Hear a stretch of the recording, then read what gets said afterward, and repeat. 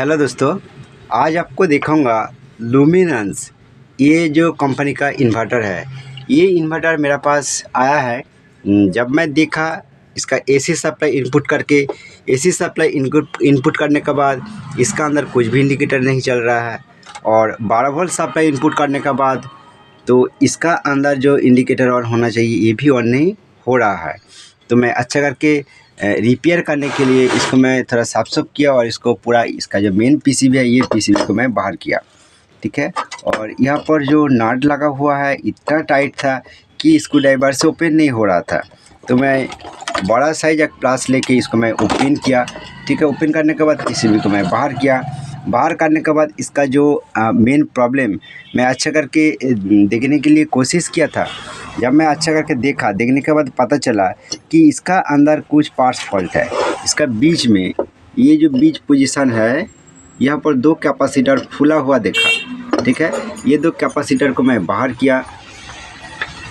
ये कैपेसिटर का वैल्यू कितना है चलिए मैं आपको दिखाता हूँ।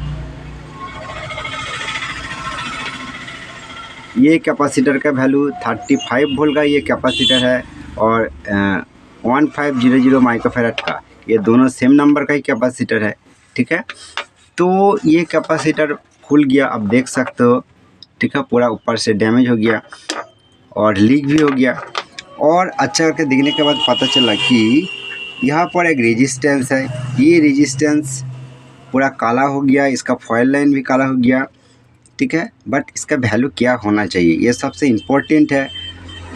तो दोस्तों मैं बताना चाहता हूँ, जब ये प्लस और माइनस लाइन से सप्लाई को इनपुट करोगे बैटरी से और कुछ भी एडाप्टर से आप टेस्ट करना चाहते हो तब टेस्ट कर सकते हो। 12 वोल्ट तो इनपुट हो रहा है बट कुछ भी इंडिकेटर इसका अंदर नहीं चल रहा है, रिस्पॉन्स भी नहीं है। तो एक्चुअली 12 वोल्ट तो दोस्तों ये रेजिस्टेंस का पास आता है, ठीक है। और रेजिस्टेंस हाई हो गया, इसका वैल्यू हाई हो गया। तो यहाँ पर 1 ओम्स आप क्वार्टर वाट रेजिस्टेंस यूज़ कर सकते हो। मेरा पास क्वार्टर वाट रेजिस्टेंस नहीं है बट ये 1 ओम्स रेजिस्टेंस मैं यहाँ पर लगाऊंगा, ठीक है। आप 2.2 ओम्स भी रेजिस्टेंस यूज़ कर सकते हो। आप ये लाइन को आप जंपर भी कर सकते हो। ये तो एक फॉल्ट निकला। और उसके बाद एसी सप्लाई इनपुट करने के बाद वो इसका अंदर काम नहीं कर रहा है, इसलिए ये स्विच भी फॉल्ट हो सकता है। बट स्विच को अभी मैं नहीं देखा, इसका पुशिंग हो रहा है बट कभी कभी प्रॉब्लम चल रहा है। बट ये जो पीसीबी है, ये पीसीबी के अंदर यहाँ पर चारों डायोड है, ठीक है। ये चारों डायोड के अंदर सप्लाई आना चाहिए। मैं आपको बता देता हूँ, आप देख सकते हो यहाँ पर ये जो चारों डायोड है, देखिए ये 2 डायोड और ये 2 डायोड, इसका अंदर यहाँ पर एक कॉइल रहता है, ठीक है। ये कॉइल है, ये कॉइल पूरा ओपन हो गया। मैं मीटर से इसका क्वांटिटी आपको एक बार चेक करके दिखाऊंगा। और उसका बीच में यहाँ से यह तक एक रेजिस्टेंस है जो दोस्तों 100 के का रेजिस्टेंस है। और ये लाइन जो है यहाँ से यहाँ तक एक 100 के का रेजिस्टेंस है, ठीक है। यहाँ पर सप्लाई इनपुट होता है ये तीनों दो पॉइंट का अंदर, ठीक है। ये जो 100 के रेजिस्टेंस ओपन हो जाएगा तो यहाँ पर आप देख सकते हो 100 के एक रेजिस्टेंस है, यहाँ पर एक 100 के का रेजिस्टेंस है। ये 2 रेजिस्टेंस ओपन हो जाएगा तो तब भी इनपुट सप्लाई यहाँ पर नहीं आएगा। बट दोस्तों ये 100 के दोनों रेजिस्टेंस ओके है, ये कॉइल फॉल्ट है। चलिए मैं आपको मेजर करके दिखाऊंगा। ये एक्चुअली रिले नहीं है, रिले जैसा आप देख रहे हो बट ये रिले नहीं है, ठीक है। और यहाँ पर ये जो रेजिस्टेंस वैल्यू आपको बता दिया 1 ओम्स का है। तो ये मैं अभी चेंज नहीं किया, मैं आपको सामने चेंज करूँगा, चेंज करके देखूँगा कि क्या इसका प्रॉब्लम सॉल्व होता है कि नहीं। तो कैमरा का धर देखिए, मैं आपको देखूँगा यहाँ पर जो मीटर को मैं, चलिए कॉन्टिन्यूटी मोड पर मैं सिलेक्ट किया, आप देख सकते हो। देखिए ये देखिए मीटर का अंदर बीप साउंड आ रहा है, ठीक है। मीटर का अंदर देखिए बीप साउंड आ रहा है। और ये जो कॉइल है देखिए कुछ भी रीडिंग नहीं आ रहा है यहाँ से यहाँ तक, और यहाँ से यहाँ तक भी कुछ भी रीडिंग नहीं आ रहा है जो बीप साउंड आना चाहिए। और ये लाइन भी आप देख सकते हो, ये लाइन भी आप देख सकते हो, कुछ भी क्वांटिटी इसका अंदर नहीं है, ठीक है। और ये कॉइल जब शॉर्ट हो जाता है, अब जो इसका अंदर जितना डायोड है ये सब डायोड को आप चेक करके देखिए, क्योंकि डायोड शॉर्ट हो जाएगा तो तब भी ये कॉइल शॉर्ट हो सकता है। बट दोस्तों ये डायोड भी शॉर्ट नहीं है, ठीक है। तो चलिए ये कॉइल को ओपन कर लूँगा और उसका बाद यहाँ पर जो रेजिस्टेंस है, ये वाला जो रेजिस्टेंस है, ठीक है, ये रेजिस्टेंस को मैं 1 ओम से रेजिस्टेंस यहाँ पर लगाऊंगा। और दोस्तों यहाँ पर जो 2 कैपेसिटर है, ये कैपेसिटर को भी लगाऊंगा, ठीक है। तो चलिए ये कॉइल को ओपन करके मैं आपको दिखाता हूँ। तो दोस्तों देखिए, जितना इसको चेकिंग करने के बाद प्रॉब्लम मिला वो सब आपको एक बार बताना चाहता हूँ कि यहाँ पर देखिए, ये सबसे इम्पोर्टेंट है क्योंकि ये कुछ पोजीशन पर इतना पार्ट्स रहता है कि जिसका वैल्यू पता नहीं चलता है। यहाँ पर रेजिस्टेंस आपको बात है, आप ये पोजीशन देखिए बर्न हो गया, ठीक है, इसका रेजिस्टेंस वैल्यू पूरा आउट हो गया। यहाँ पर 1 ओम्स में रेजिस्टेंस लगाया, हाफ वाट का ये वाला रेजिस्टेंस था, ठीक है। और अच्छा करके चेक करके देखने के बाद पता चला कि यहाँ पर RX रेजिस्टेंस है, ठीक है। यहाँ पर देखिए ये रिले का पास, तो ये वाला रेजिस्टेंस भी 1 ओम्स है, इसका वैल्यू भी चेंज हो गया है, ये वाला रेजिस्टेंस है, ठीक है। तो ये जो कलर कोड इसका अंदर लिखा है सेम, यहाँ पर जो रेजिस्टेंस है देखिए, यहाँ पर जो रेजिस्टेंस ये 1 ओम्स का रेजिस्टेंस है, ठीक है। ये सेम वैल्यू का रेजिस्टेंस में यहाँ पर 1 ओम्स का रेजिस्टेंस लगा इसलिए। और यहाँ पर जो कॉइल आपको देखा है कि ये कुछ भी कनेक्शन नहीं है, आउट हो गया। ये थोड़ा इसका कवर को हटाने के बाद मैं कोशिश किया इसका अंदर किस तरह कनेक्शन है, बट दोस्तों ये ढलाई है, ठीक है। तो इसी का वजह ये ओपन में नहीं कर पाया, बट इसका अंदर में CRT-TV का अंदर जित पावर सप्लाई का अंदर जो लाइन फिल्टर कॉइल रहता है, ये सेम तरह ही काम करता है। तो ये कॉइल को मैं यहाँ पर यूज़ किया, ठीक है। तो चलिए मैं आपको एक बार दिखाना चाहता हूँ ये वाला जो कॉइल है, ठीक है। सप्लाई यहाँ से आएगा, यह सप्लाई यहाँ से इनपुट होगा और यहाँ से एक रेजिस्टेंस है जिसका वैल्यू मैं आपको बताना चाहता हूँ, फिर भी ये 100K वाला रेजिस्टेंस है, ठीक है। उसका बाद ये लाइन फिल्टर कॉइल से सप्लाई ये चारों रेक्टिफाई डायोड का पास आएगा इसी तरह। तो दोस्तों यहाँ पर एक रेजिस्टेंस है 100K वाला, यहाँ से ये कॉइल का अंदर आएगा और यहाँ से ये चारों रेक्टिफाई का अंदर आएगा, ठीक है। तो चलिए और क्या आपको बताऊँगा। यहाँ पर दोनों कैपेसिटर को मैं लगाया, ये कैपेसिटर का वैल्यू थोड़ा मैं अलग सा लगाया 30, आपको मैं दिखाना चाहता हूँ कैपेसिटर वैल्यू कितना है। 3300 माइक्रोफैराड 35 वोल्ट का मैं कैपेसिटर लगाया, ठीक है। तो चलिए कुछ वायरिंग करना पड़ेगा क्योंकि इसका वायर बहुत छोटा छोटा है। कुछ वायरिंग करने के बाद इसका जो कनेक्शन, ये सब कुछ कनेक्शन करने के बाद मैं सप्लाई देकर आपको देखूंगा ये प्रॉपर वर्क कर रहा है कि नहीं और कुछ चेंज करना पड़ेगा कि नहीं। बट इसका अंदर जो ट्रांजिस्टर रहता है, ये सब ट्रांजिस्टर कुछ भी शॉर्ट नहीं मिला, ठीक है। जो कुछ मैं चेंज किया सब कुछ आपको बताया। चलिए कनेक्शन करने के बाद आपको दिखाता हूँ। फाइनली दोस्तों ये PCB को मैं अच्छी तरीके से मैं फिट किया। फिट करने का पहले अब न्यू टेक्नीशियन होगा तो ज़रूर इसको कैप्चर करके रखिए मोबाइल कैमरा से, इसका वायर कौन सा पॉइंट का साथ कनेक्शन होना चाहिए, ठीक है। इसी तरह आप कनेक्शन करके रख सकते हो, ठीक है। उसके बाद आप फटाफट ये सब वायरिंग कंप्लीट करके अब लास्ट टेस्ट कीजिए, ठीक है। तो दोस्तों मैं बताना चाहता हूँ, फर्स्ट टाइम इसका जो फ्यूज़ है, ये फ्यूज़ ओके था, फ्यूज़ ओपन नहीं था, ठीक है। कुछ भी इसका अंदर रिस्पॉन्स नहीं था, जो मैं आपको फर्स्ट बताया। अभी इसको टेस्ट करने के लिए मेरा पास अभी बैटरी नहीं है, मैं ये 3 एम्पेयर के एडाप्टर यूज़ कर रहा हूँ जो दोस्तों 12 वोल्ट का है, ठीक है। ये एडाप्टर का जो वायर है यहाँ पर है, ठीक है। ये जो नेगेटिव वायर है जो बैटरी के साथ कनेक्शन रहता है, ठीक है, ये नेगेटिव के साथ कनेक्ट कर दिया। और दोस्तों ये जो पॉजिटिव वायर है, जो ये इन्वर्टर का, ये रेड और ब्लैक जो बैटरी के साथ कनेक्शन रहता है, इसको इंस्टॉल करने का समय फर्स्ट बैटरी को कनेक्शन देना पड़ेगा, तब दोस्तों ये वर्किंग करेगा, ठीक है। तो इसलिए बैटरी का पॉइंट यहाँ पर मैं कनेक्शन किया और पॉजिटिव को मैं यहाँ पर टच करके देखूंगा कि इसका अंदर रिस्पॉन्स आता है कि नहीं, ठीक है, यहाँ पर।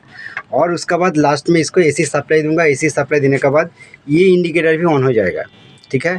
फर्स्ट चलिए मैं आपको AC सप्लाई दे के दिखाता हूँ। देखिए AC सप्लाई दे दिया और कुछ भी रिस्पॉन्स इसका अंदर नहीं है, ठीक है। तो चलिए मैं सप्लाई को ऑफ कर देता हूँ। तो दोस्तों ये मैं एक सीरीज बोर्ड यूज़ किया। ये जो मेन AC प्लग है, ये जो वायर है आप देख सकते हो, ये वायर इन्वर्टर का वायर है, ठीक है। और बैटरी का सप्लाई आपको ये अडेप्टर से मैं दे दिया। बैटरी मेरे पास अभी नहीं है, बट दोस्तों मेरे पास एक बैटरी है, बट इसका चार्ज ख़त्म हो गया। इसका वायर भी छोटा है, लास्ट में ही बैटरी को टेस्ट करूँगा, ठीक है। तो देखिए मैं सप्लाई दे देता हूँ बैटरी का, मतलब एडाप्टर का। ये एडाप्टर का सप्लाई दे दिया। ये दोस्तों 12 वोल्ट का है, ठीक है। और आपको दिखाऊंगा कि यहाँ पर ये जो पॉइंट है, ये मैं यहाँ पर टच करूँगा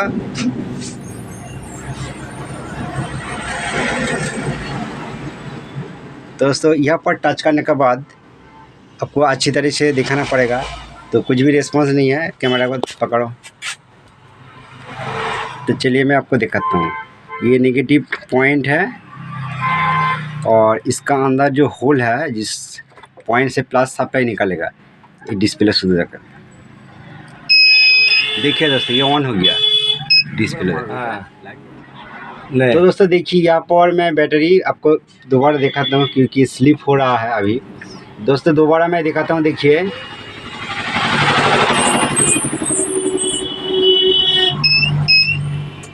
यहाँ पर देखिए ऑन हो गया इंडिकेटर सप्लाई दे। और एसी सप्लाई देने के बाद आप यहाँ पर देखिए इंडिकेटर पर, देखिए वहाँ पर इंडिकेटर दिखाइए।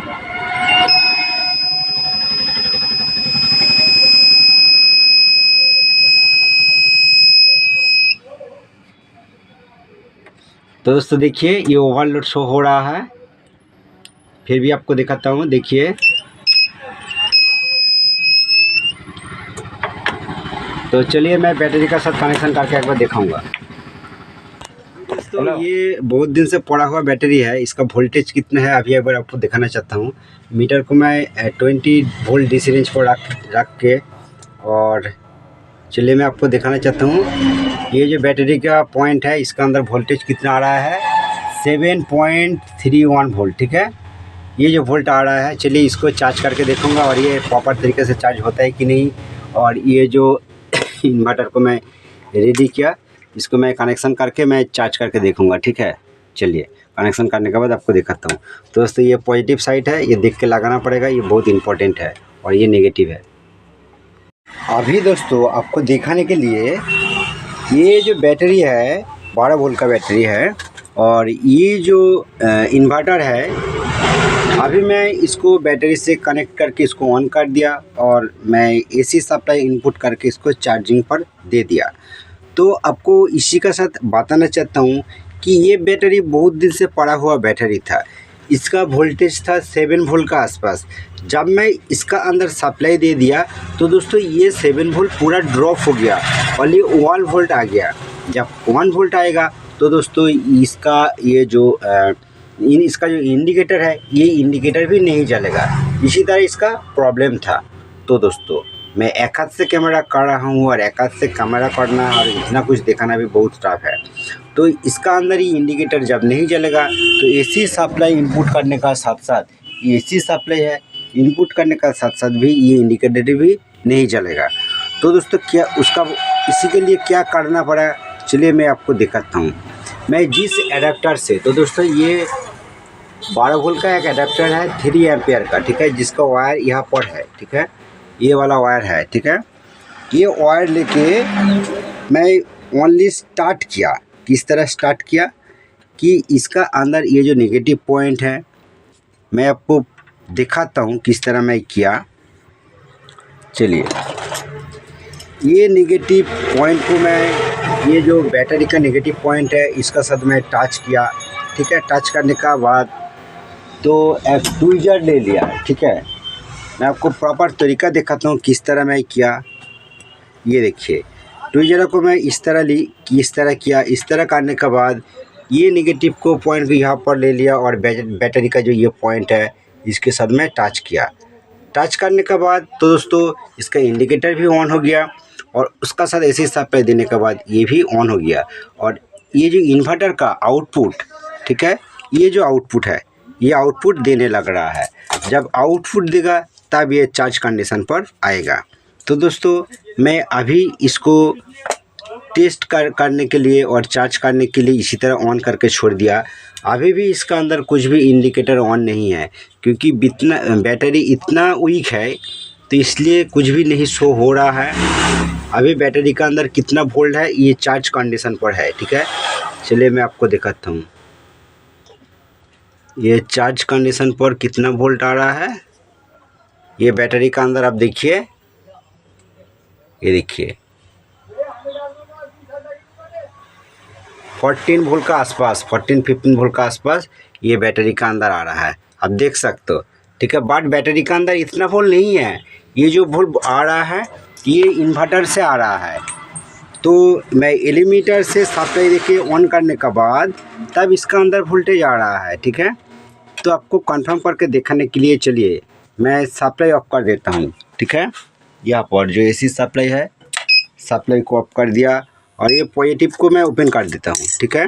ओपन कर दिया। अभी बैटरी का अंदर कितना वोल्ट है चलिए मैं आपको दिखाता हूँ। तो दोस्तों इतना कुछ दिखाने का ज़रूरत नहीं है, बट बैटरी वीक हो जाएगा तो बहुत कुछ प्रॉब्लम आपको सामना करना पड़ेगा। ये दोस्तों देखिए, ये बैटरी का जो पॉइंट है इसका अंदर अभी वोल्टेज है, देखिए अभी 12 वोल्ट आ गया, ठीक है। कुछ टाइम ओनली 2-4 मिनट सप्लाई देके रखने के बाद 12 वोल्ट आ रहा है।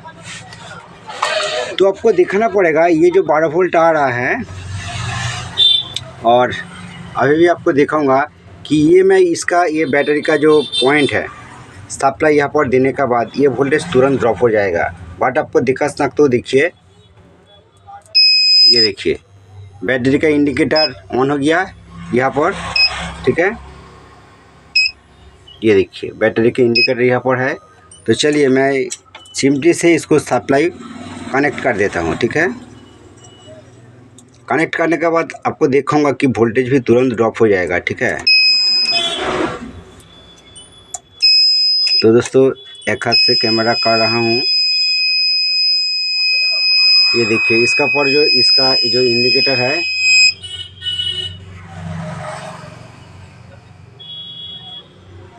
ये ओवरलोड इंडिकेटर जल रहा है, ठीक है। एसी सप्लाई अभी ऑफ है।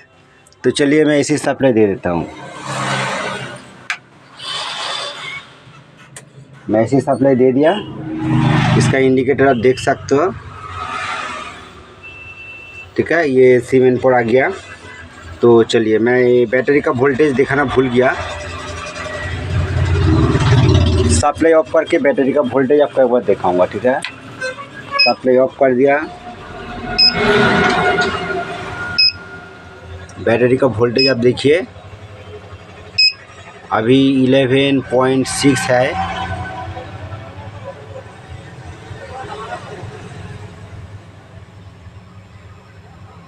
दोस्तों ये चार्ज थोड़ा रुक गया, अभी डाउन नहीं हो रहा है, ठीक है।